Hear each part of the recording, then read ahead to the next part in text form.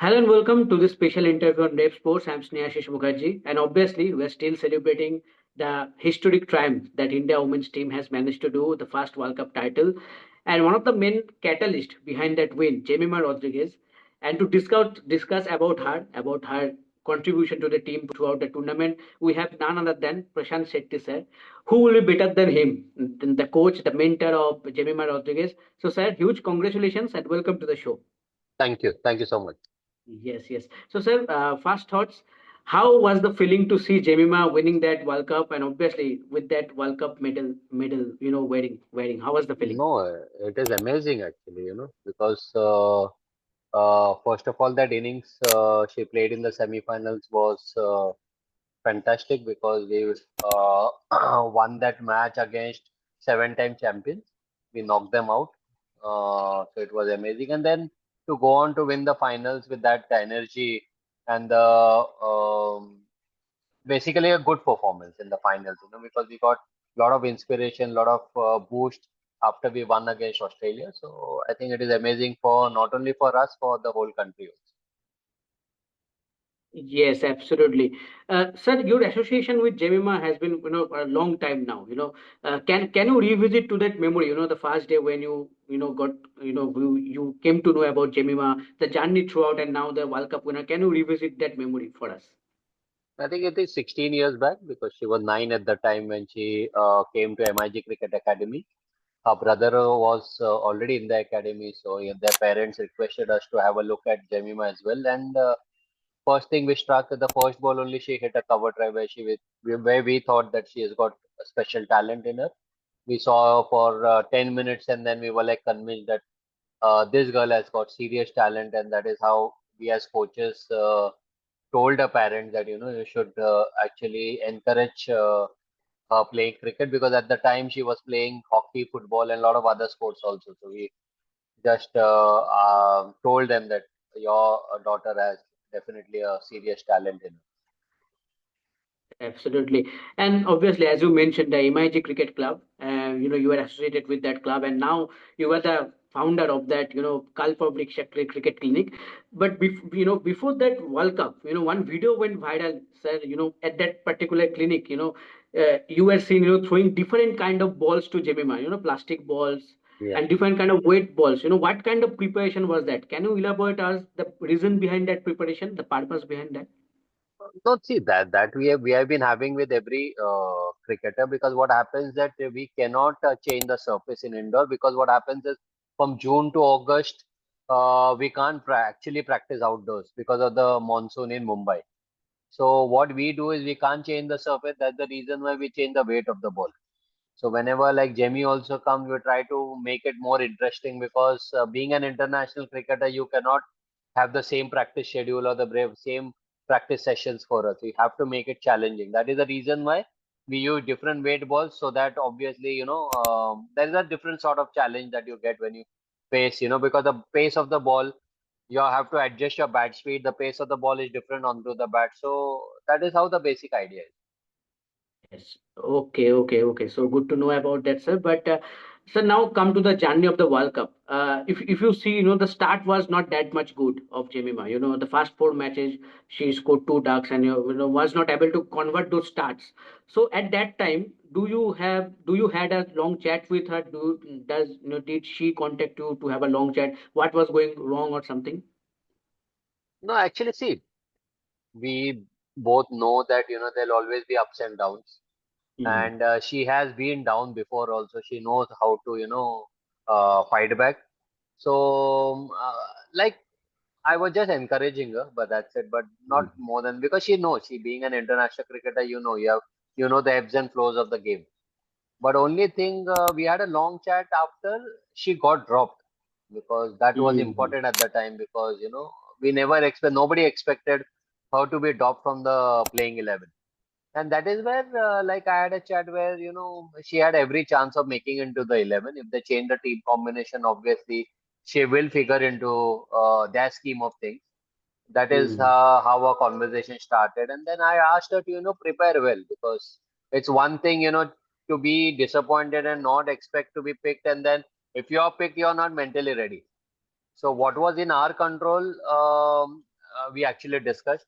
Our control being, she could be picked, and that is how you have to be ready for that. That is how she prepared in the nets, thinking that she is going to make it into the 11, and that is how she got the news that she is playing, and that is how she could perform. And the New Zealand game was important for her because that Mm. is where she batted at number three. She scored runs.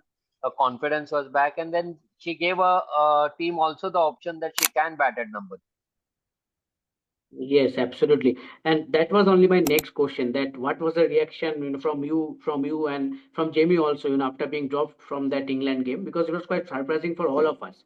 For all of us, it was quite surprising. Okay, we had a special guest out there. That's okay. Okay, but sir, as you mentioned that, against New Zealand, it was a must-win game for us, virtual quarter final. She batted at number three, a brilliant knock, and then followed by that historical knock, 127 not out against Australia in semi-final. Can you describe that knock, sir, for us? What kind of mentality that she showed? How do you see that at that particular knock? three. See, her always long-term goal was to win World Cup for India, and Hmm. obviously she wanted to do well. And then we had targeted the knockout games also. Hmm. So we had that conversation where if she has to make a difference or India has to win, then she has to play well in the knockouts. It's not only about the league games. Yeah, league game is all about winning, but getting your confidence, being among the runs that so that your Hmm. confidence is really high going into the knockouts. But knockout is a different sort of pressure because it's a do or die game. Because if you don't perform, a team doesn't progress, you're out of the tournament. So that is how, and especially while chasing, the pressure is even more, I feel. So we had targeted that. We had a lot of conversation. We went back in the flashback where as a team we have faltered. We have made some crucial bad decisions at a crucial juncture of the game while chasing, especially against the Australians. So we Hmm. had that in mind. We had dissected that, and our only this thing was to my message was to play till the end. Let's see what happens, because a lot of times I've seen that we had started too early to attack. We wanted to finish that game early so that to deflect that pressure. We couldn't absorb that pressure at that particular time, so we went hard against them, and that is where they got an upper hand by taking a wicket, and that is how they have won. So this time round, but I told her that you need to stay till the end, and let's see. Even if last couple of overs you need 20-25, and that's all that it is. The pressure is on them, not you as such. So, Hmm. and to remain not out and finish the game or stay till the end was the message, and that is what we had actually discussed about. And I'm glad that she did that because she batted with patience. She didn't play any of the rash stroke, even if when she was, losing partners. I think that is great credit to her, to have that self belief and have also belief in the partner. See, whoever is Yes. coming to bat with her, she showed faith in them also, and then she was guiding also how she can do it. And I had to battle that fatigue, and then to have that mental strength. I think it was amazing. I think one of a kind, and I think she has played a uh, probably the inning One of of the a best now. lifetime. Inning of a Yeah, lifetime, probably. probably. Yeah, Exactly. probably And I would what say. a Yeah. yes, probably. And exactly, me and Trishadi were there in the media box, and what we witnessed, it was superb. It was superb. But sir, after that knock, we saw the emotional part of Jemimah, the way she broke down, she cried and all. We understood, the pressure around the match and all, and ultimately she managed to do that to win that game for India. But she talked about some anxiety and all. So can you just say something about that, the hardest part that she went through, that she talked about?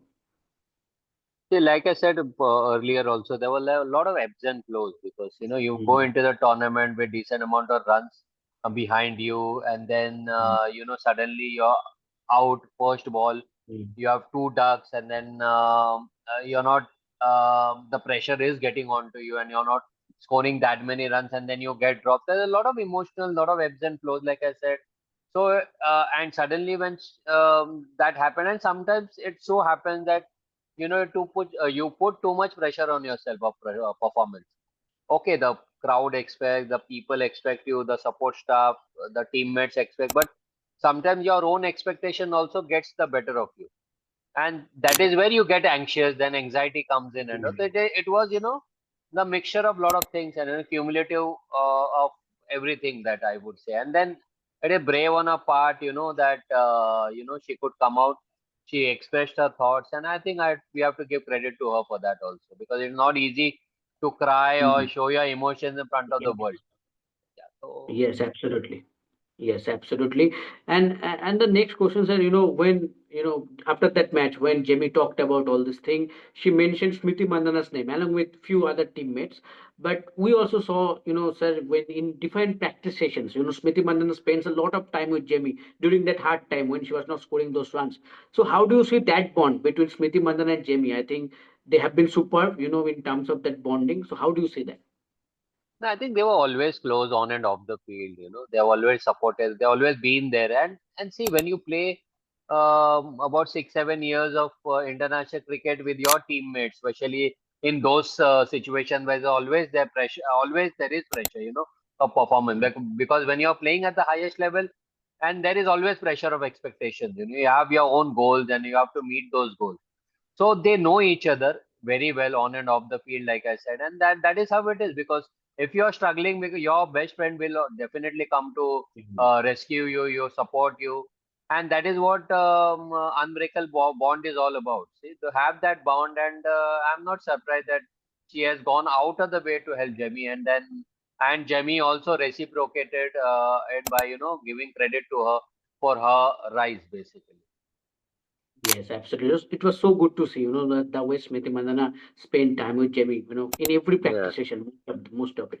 Okay. So now a bit technical one. In one of the PCs where we attend during the World Cup, Jamie talked about the little technical changes that she made, especially before that England tour.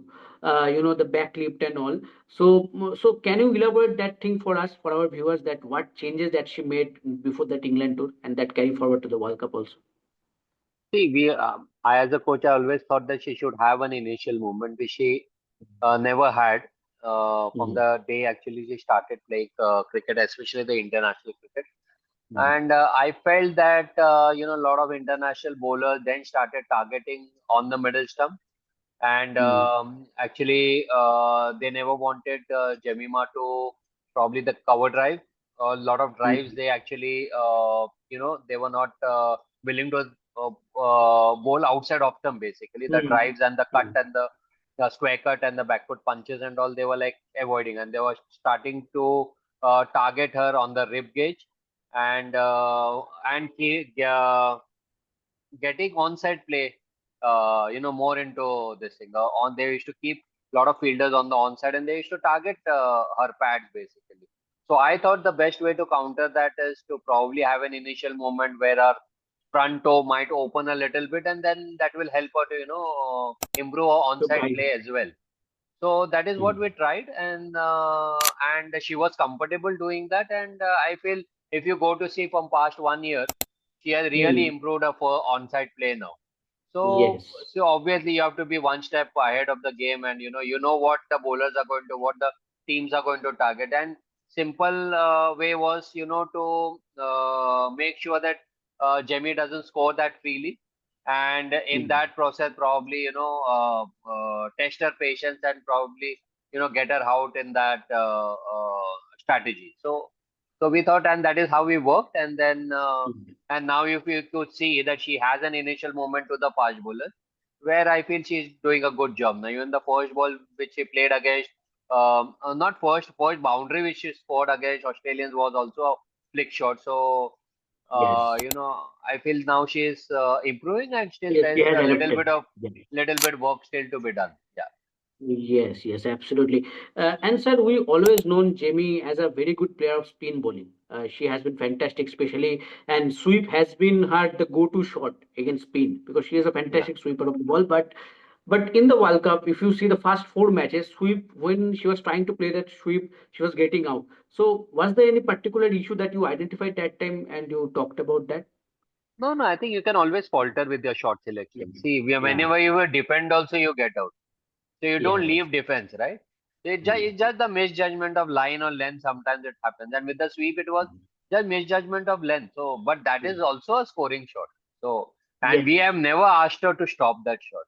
not Yeah. me or Ivan also, her father also. Yeah. He's also a coach. So we have never Mm. asked her to stop. It's just that the situation where if it is really required, you have to play. And sometimes you put off the bowler also, put off the opposition, because then the fielding changes, the length changes. There are a lot of issues that bowlers also face when Jemmy starts to play sweep. And I would say, how many batters in the whole world play sweep as good as hers? You know, Exactly. yeah. Exactly. So if you have something which is unique, and you're doing better than others, then why not to stick to that? You might get out a Yes. lot of time, but lot of times you're going to be successful and then put the bowlers off.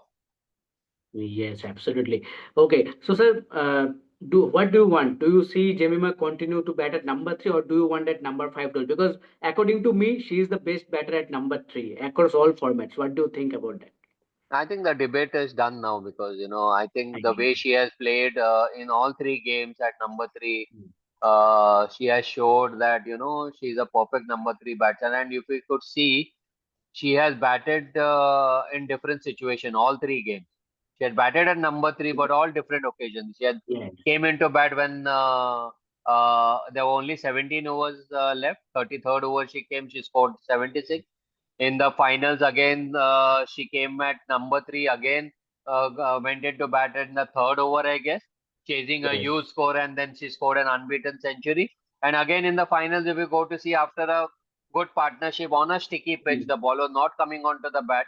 She played sensibly and then was looking good for a bigger score also. So what most does she need, to prove that she's a Exactly. good number three batter? I think the debate is Exactly. done and dusted now. I think she has secured her place, and now I think she should bat at number three, at least in two formats out of three, because I think in the Mm. red ball she needs to bat at number four, but all Number four. Mm. in white ball definitely she needs to bat at number three. If India has to win a lot of games, and if she does well, definitely we stand a great chance of winning. Yes, absolutely, absolutely. And sir, fielding has been an excellent aspect of her game. I think the way she's fields, she's one of the great fielders, not only for India, I would say in the world.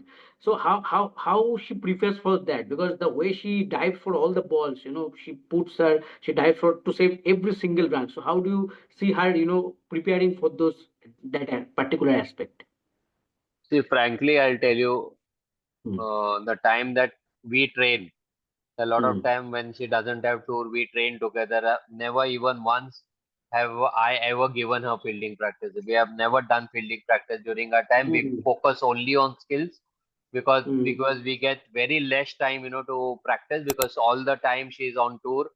Either she's Hmm. playing for India or playing franchise cricket. So we don't really get time. So whatever time that we get, we always, devote that Hmm. time for skills. So obviously she's a good fielder, but I think she definitely she practices her fielding skills in the India camps and or Hmm. probably the domestic Mumbai team and all. But other than Hmm. that, we have never done fielding practice because we feel that she's already a good fielder and she'll being a professional cricketer, she gets enough time to practice her fielding skill in the camps. So we don't. I feel that probably we might be wasting that time. In fact, we might devote the same time developing some other strokes. Yeah, or might Yes. probably work on a bowling during that such Oh, time. yes.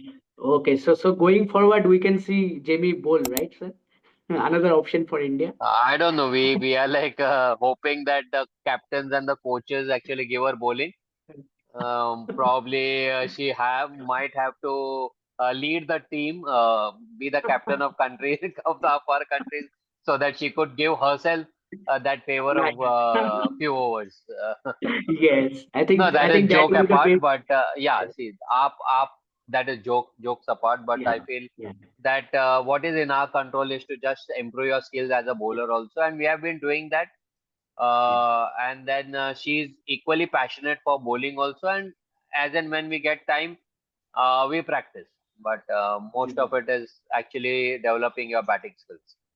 Yes, absolutely. Okay, sir. My last question. Just few hours back, we got the news. The detention of WPL has come out. Obviously, Jemima got retained by DC. No Meg Lanning is there. That quite surprising for most of us. So do you see? Jemimah Rodriguez, the new captain of this. Do you see that thing happening? See, I can't say that with a lot of assurity because if Meg Lanning is in the auction, probably they might use the right to Yes. match card, Yes. which obviously if they pick her, then obviously she'll be leading. If she doesn't go to DC, then in all probability, I feel Jemmy will be the captain. Yes. So And then fingers the crossed, chances. but yeah, fingers crossed. But I don't Fingers think, crossed. yeah, see, whatever happens in the future probably would be for good. So yeah, Yes, absolutely. And then we might see her bowling that you are expecting. yeah, then. But there's an added pressure also when you're the captain because Yes. people will say that you're selfish then, no? Because yeah, Yes, so we there is don't always want to. 50-50. Yes, Yeah, two yeah, sides of a coin. There's always. Okay. right. Okay. Thank you, sir. Thank you for joining in. It's been a fantastic to chat about. And hopefully you guys also love it. So please share and subscribe the channel. Thank you, sir. Thank you for Yeah. joining. Bye, bye. Thank you.